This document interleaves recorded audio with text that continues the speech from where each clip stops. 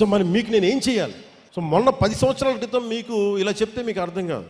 నేను నడిచి చూపించాం, ఒడిదుడుకుల్లో నిలబడ్డాం, కష్టం మీద పడ్డాం, కుటుంబాలను వదులుకున్నాం, వ్యక్తిగత జీవితాలను వదులుకున్నాం, తిట్లు తిన్నాం, అన్ని రకాలుగా నిలబడ్డాం, ఇబ్బందులు పడ్డాం. అంటే political leadership is not an easy task అని చెప్పడానికి నేను 10 దశాబ్దం పట్టి మీకు నడిచి చూపించాను. ఇప్పుడు నేను మిమ్మల్ని అడుగుతున్నా, you want to become leaders, మీకు నాయకులు కావాలని ఉందా? గ్రామ స్థాయిల్లో, వార్డు స్థాయిల్లో, నియోజకవర్గపు స్థాయిల్లో, పార్లమెంటు స్థాయిల్లో, జిల్లా స్థాయిల్లో,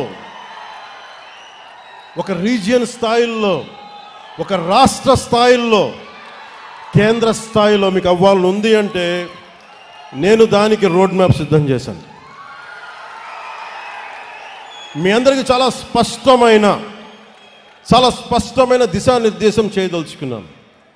మెంబర్షిప్ టు లీడర్షిప్ మార్గమే మన విధానం. నాయకత్వం అనేది పదవి కాదు, అది సేవతోటి పోరాటాలతోటి సంపాదించే గౌరవం, అది బాధ్యతతో కూడుకున్నది. పదవుల కోసం కాకుండా ప్రజల పట్ల అంకిత భావంతో వచ్చిన వారే నాయకులు అవుతారు. దానికి నేను దారి వేస్తున్నాను. మరి దృష్టి ఇప్పటిదాకా పూర్తిగా ఒక సిస్టమేటిక్ గ్రోత్గా ఉండి చాలా ఆర్గానిక్గా పెట్టబోతున్నా. గ్రాస్ రూట్ కార్యకర్తల్ని మెంబర్షిప్ టు లీడర్షిప్ మార్గంలో తీర్చిదిద్దాలి. నిబద్ధత గల కార్యకర్తల్ని గుర్తించాలి. కొత్త తరం నాయకుల్ని తయారు చేయటమే జనసేన తదుపరి దశ. ప్రతి కార్యకర్తని కేపబుల్, ఎథికల్ లీడర్స్గా తీర్చిదిద్దే ఒక ఖచ్చితమైన వ్యవస్థని నిర్మించబోతున్నాం. లీడర్షిప్ ట్రైనింగ్ ప్రోగ్రామ్స్ కావచ్చు, ఐడియాలజికల్ ట్రైనింగ్ క్యాంప్స్ కావచ్చు, వీటి ద్వారా గ్రాస్ రూట్గా పనిచేసే మీ అందరికీ కూడా చాలా ఎఫెక్టివ్ లీడర్స్గా గ్రూమ్ చేసే బాధ్యత నేను తీసుకుంటున్నాను. నేనే ఎందుకు మాట్లాడుతున్నానంటే, మేము అనే పదం కూడా నేను వాడట్లా. ఎందుకంటే నేను పార్టీ చిన్నగా చెప్పాను, ఒక కులం కోసం, ఒక ప్రాంతం కోసం, ఒక కుటుంబం కోసం పెట్టిన పార్టీ కాదు ఇది, దేశం కోసం పెట్టిన పార్టీ ఇది. అందుకని నేను హ్యాండ్ హోల్డ్ చేస్తాను. నాకు నమ్మకం వచ్చిన తర్వాత అప్పుడు అందరి మీద వదులుతాను. ఎందుకంటే మండల్లో ఎక్కడో కూర్చోబెట్టి మారుమూల, మనకు బామిని మండలం, పాలకొండ నియోజకవర్గంలో బామిని మండలం ఒక యువకుడు ఉన్నాడు, ఒక యువతి ఉంది అంటే వాళ్ళని తీర్చిదిద్దాలి అంటే నేను అలాంటి వ్యవస్థని ఏర్పాటు చేద్దామని చెప్పి మెంబర్షిప్ డ్రైవ్ని కూడా ఆపించేశాను. పెద్దలు మనోహర్ గారు చెప్పి, మిగతా ఆఫీస్ కార్యవర్గానికి చెప్పి, ఎందుకంటే మీరు ఉండాలి ఇక్కడ, నేను చూసుకోవాలి దీన్ని. ఇంత అడ్మినిస్ట్రేటివ్ రెస్పాన్సిబిలిటీ మధ్యలో కూడా నేను పార్టీ కోసం ప్రతిరోజు ఒక 4 గంటలు నేను కేటాయిస్తాను. అది అడ్మినిస్ట్రేటివ్ బాధ్యతలను విస్మరించకుండా పనిచేసే అడ్మినిస్ట్రేటివ్ జాబ్ చేస్తూనే నా అవసరమైన సెలవు దినాలు నేను మన కోసం వాడుకుంటూ, నేను ఒకటే పెట్టుకున్నా, దశాబ్దం కాలంతో ఇక్కడ దాకా పట్టుకొచ్చాను. 14లో పెట్టాం, 24కి ఇక్కడ తీసుకొచ్చాం.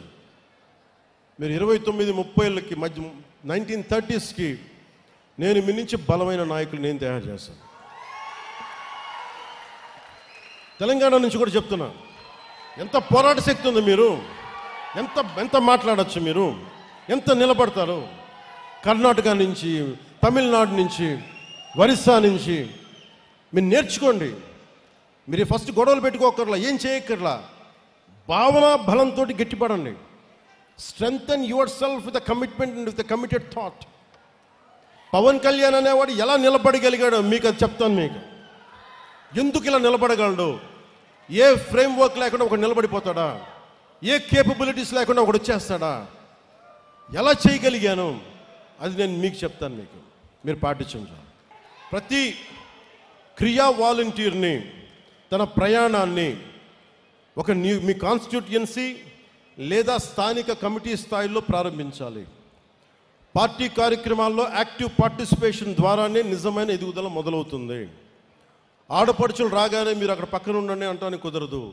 ఆడపడుచులకి 33% రిజర్వేషన్ చెప్పాం. దానికి ఆడపడుచులు అంటే కూర్చోబెట్టి మా ఇంట్లో ఆడపడుచులకి ఇచ్చేసి ఇది 33% మేము నమ్మం. కింద మన తెలంగాణలో ఉన్న కావ్య ఎలా వచ్చి నిలబడిందో, ఒక శిరీష్ ఎలా నిలబడిందో, అలా రావాలి. ఇందాక ఒక రియా ఎలా వచ్చిందో అలా రావాలి. అంటే నేను కోరుకుంటుంది అది. అంటే అలాంటి ఆడపడుచుల్ని భర్త చాటున భర్త కంట్రోల్ చేసే భార్య కాదు. నిజంగా నువ్వు పంచాయతీ బోర్డు మెంబర్గా ఉంటే నేను చెప్పినట్టు చేసే అది అలాంటివి కాదు. నిజంగా సత్తా కావాలి. నేను స్థానిక ఎన్నికలు నేను చూశాను అలాంటి ఆడపడుచుల్ని. సో దానికోసం ప్రత్యేకమైన మహిళా కార్యక్రమాన్ని ఐ విల్ లీడ్, నేను లీడ్ చేసి చెప్తాను మీకు. సో ప్రతి సమర్థుడైన ప్రతి క్రియా సభ్యుడికి పార్టీ నిర్మాణంలో ఎదగడానికి ఒక బలమైన మార్గం రూపొందిస్తున్నాం. మెంబర్షిప్తో ప్రారంభించి ఒక క్రియాశీలక జన సైనికుడు, మామూలు జన సైనికులుగా వీర మహిళగా ప్రారంభించిన నేను పని చేస్తాను, కాంట్రిబ్యూట్ చేస్తానంటే you have to volunteer your self. Constituency, అక్కడి నుంచి constituency coordinator, district leader, state committee, central leadership. అంటే ఎవరికైనా సరే గ్రాస్ రూట్స్ నుండి ప్రారంభించి కేంద్ర నాయకత్వం వరకు చేరే అవకాశాలు ఉండడం కోసం నేను ఈ పని మొదలు పెడతా ఉన్నాను.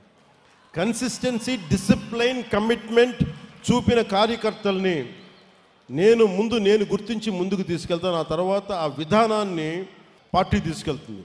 ఇది ఎందుకు చెప్తున్నానంటే, ముందు వ్యక్తే వ్యవస్థను నిర్మిస్తాడు, తర్వాత వ్యవస్థ వ్యక్తులు నిర్మిస్తుంది. ఇప్పుడు మన వ్యక్తి స్థాయిలో నేను మన జనసేన వ్యవస్థ నిర్మిస్తాను. ఆ తర్వాత జనసేన వ్యవస్థ వ్యక్తులు నిర్మిస్తుంది. అప్పుడు దాకా నేను బాధ్యత తీసుకుంటాను. మూడవది, మన కార్యకర్తల భద్రత, గౌరవం, సంక్షేమం కర్తవ్యంగా పార్టీ తీసుకుంది. ఆ దిశగా ప్రతి క్రియా సభ్యుడికి ఒక యాక్సిడెంటల్ డెత్ క్లెయిమ్ని, ఇన్సూరెన్స్ని కల్పిస్తా ఉన్నాం. భారతదేశంలోని మొట్టమొదటిసారిగా 2020లో ఈ స్కీమ్ మొదలుపెట్టి ప్రతి క్రియా సభ్యుడి బాధ్యతని వ్యక్తిగతంగా తీసుకుని ఇది ఇక ముందు కూడా సాగుతుంది. సభ్యుడిగా మొదలుపెట్టి నిబద్ధతతో భాగస్వామ్యమై ప్రతి జన సైనికుడు, వీర మహిళ శక్తివంతమైన నాయకులుగా ఎదిగే పరిణామ క్రమమే మన దిశ, మన త్రిశూల్, మన జనసేన.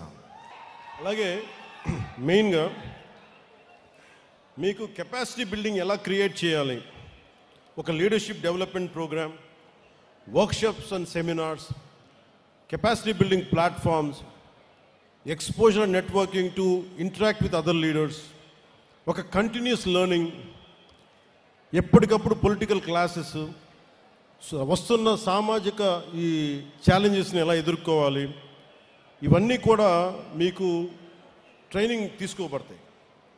ఇందాక చెప్పినట్టుగా వెల్ఫేర్. నేను నాయకత్వాన్ని, మీ కెపాసిటీ బిల్డింగ్ ఎలా డెవలప్ చేయాలంటే, మీరు వన్స్ మెంబర్షిప్ తీసుకున్న తర్వాత, వన్స్ యూ కమిటెడ్ దట్ నేను ఫుల్ టైం పనిచేస్తాను అనుకున్న తర్వాత, మీ ఇంట్రెస్ట్ దేంట్లో ఉంది? మహిళా విభాగంలో ఉంది, మేము ఇట్లాగే ఉంటాం, లేదా మేము ఇంక ఎదుగుతాం, లేదంటే మాకు కల్చర్ ప్రోగ్రాంలో మాకు సత్తా ఉంది, సేవాదళ లాంటి దాంట్లో మేము ఎదగదలుచుకున్నాం, ఇలాగా విద్యార్థి విభాగంలో, యూత్ వింగ్లో, ఇలా రకరకాల విభాగాల నుంచి నేను నాయకత్వాన్ని పెంపొందించాలని ఆలోచన చేస్తూ ఉన్నాం. ఎందుకంటే నాకు చాలా విభాగాలు, ఇప్పుడు దాకా విభాగాల మీద దృష్టి పెట్టాల. ఇక విభాగాలు కర్షక విభాగం కావచ్చు, కార్మిక విభాగం కావచ్చు, ఏ విభాగాలన్నీ, అంటే బలమైన స్టూడెంట్ విభాగం కావచ్చు, అన్నీ చేస్తాం. కానీ దీనికి మొదలు ఈ దసరా తర్వాత శ్రీకారం చుడతాం.